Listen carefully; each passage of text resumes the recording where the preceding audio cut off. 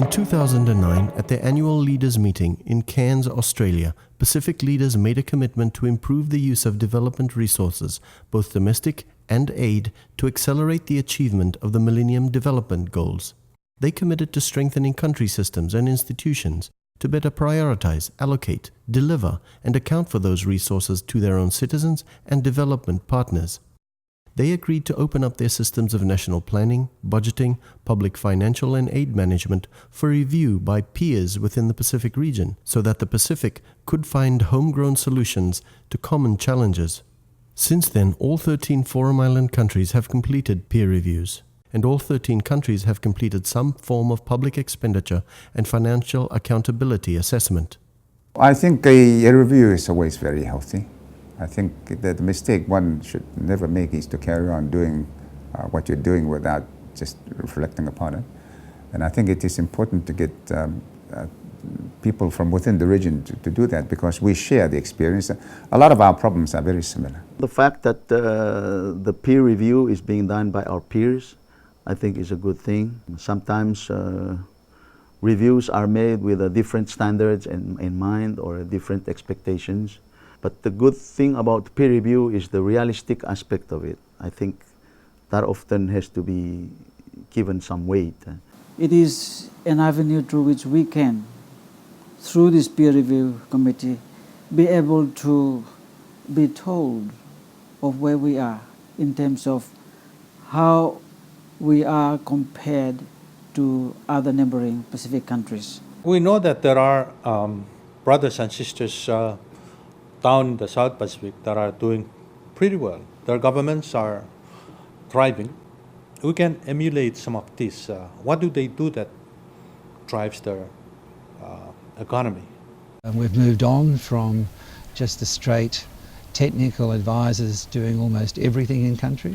We have a cohort of often young, well-educated Pacific Islanders who can do this work possibly much better, understanding the culture and the way things are done in islands better than expatriate like myself. So I think it's really important to find a way to harness that capacity. Pacific countries undertook the peer review process to learn from each other, and for a wide range of reasons, from learning how to better prioritize based on limited capacity and resources as a Niue with a population of 1,500 people, to improving delivery of services in Papua New Guinea with a population of 7 million people. We were trying to do too many things. We have limited capacity.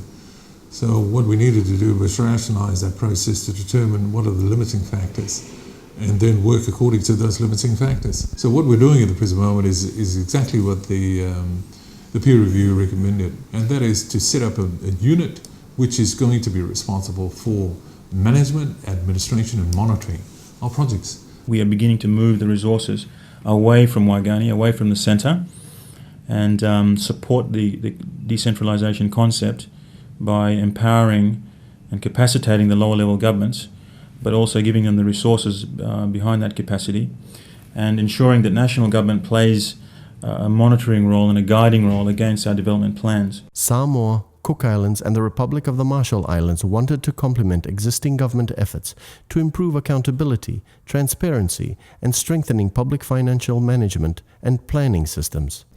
Principles of good governance, transparency, and also accountability being respected by the leaders of the developing country would ensure that the resources would be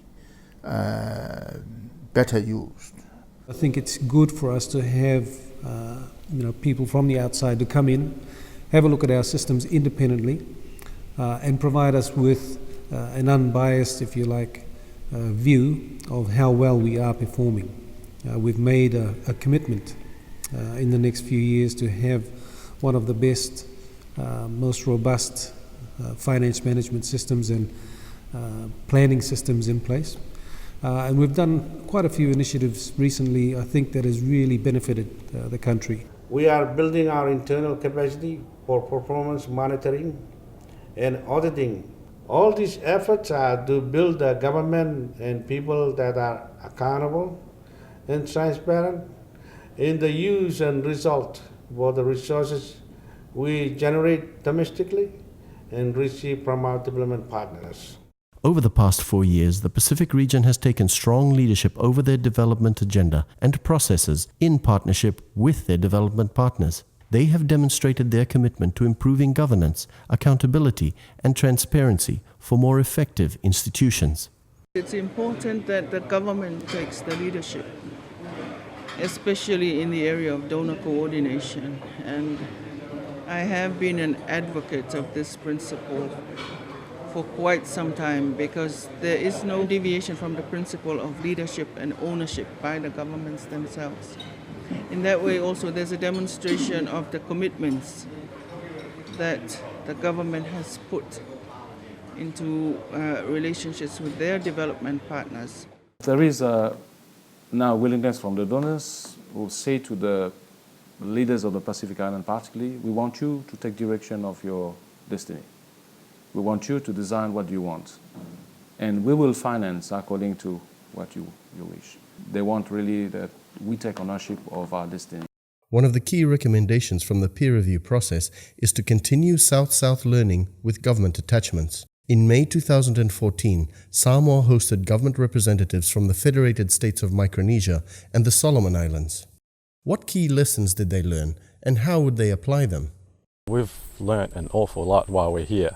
A lot of the lessons we've learnt relate to working together between departments and having a cohesive suite of reforms. It's not enough just to do public financial management or budgeting.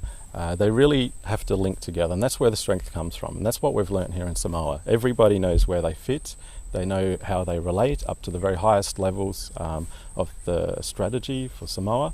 We're looking at all of these things in their totality and how they link to one another. Rather than piecemeal reform, we really want to draw upon the synergies of making it one system.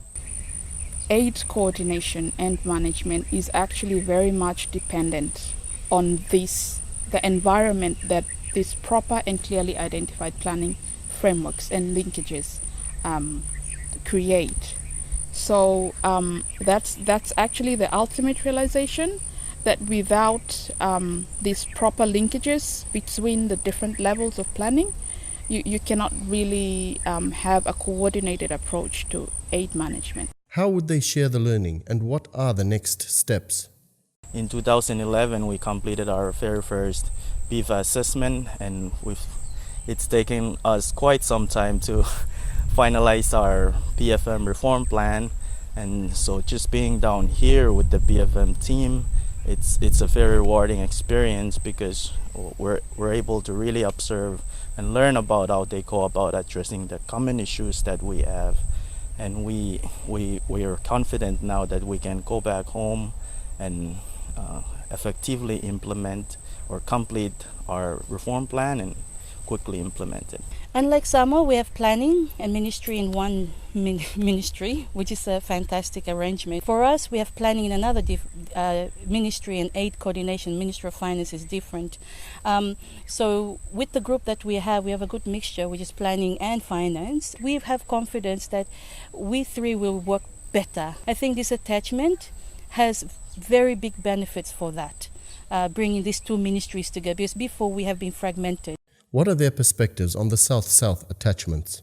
I believe that this approach would really contribute towards building the capacity and professional expertise of officials like myself and my colleagues, and help towards contributing a pool of experts or professionals within the region that we can ultimately share these resources, considering of course that one of the common challenges across the Pacific is that the lack of capacity or limited capacity. I would really highly recommend this attachment and this approach to be replicated amongst other countries in the region who have undertaken the peer review process. You see, there is value in the peer reviews, and there is value in following up with actually implementing the recommendations of the peer review process.